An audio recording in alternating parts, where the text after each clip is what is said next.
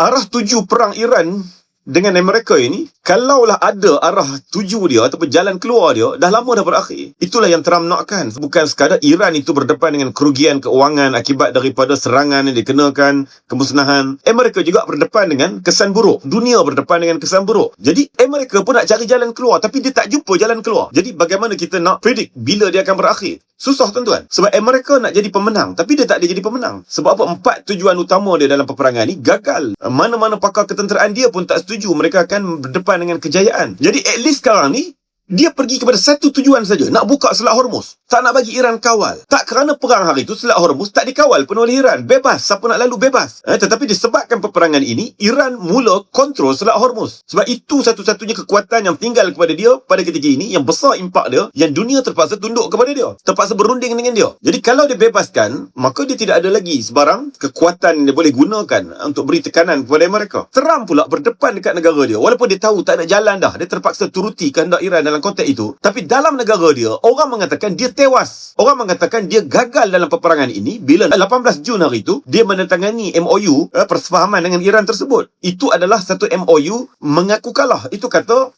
banyak pakar-pakar sains politik yang ada di Amerika. Jadi dia tak boleh terima benda tu. Dia nak tunjuk dia pemenang juga. Jadi datanglah peperangan yang baru pula yang dia buat selama 2 minggu ini untuk buka Selat Hormuz sekali lagi. Tak berlaku juga. Jadi macam mana kita nak katakan benda itu akan berakhir? Susah tuan-tuan. Susah benda tu untuk berakhir. Melainkan akhir sekali bila mana dunia berdepan bukan sekadar kenaikan harga minyak, kenaikan harga barang-barang lain, produk-produk lain, sampailah kepada akhir sekali bukan sekadar barang naik, barang tak ada. Sekatan yang berlaku tu menyebabkan barang tak ada. Sekarang ni bila mana sampai dunia berdepan dengan tekanan sedemikian rupa, barang pun tak cukup. Tuan-tuan boleh bayangkan dalam konteks makanan saja kita selalu cerita. Ya, dia yang datang daripada situ bukan petrol dan juga gas yang kita guna untuk masak tu saja tuan-tuan. Tapi dia juga datang fertilizer, ya, yang buat baja untuk tanam-tanaman itu datang daripada situ. Kita banyak import daripada India, kita import daripada Brazil dan sebagainya.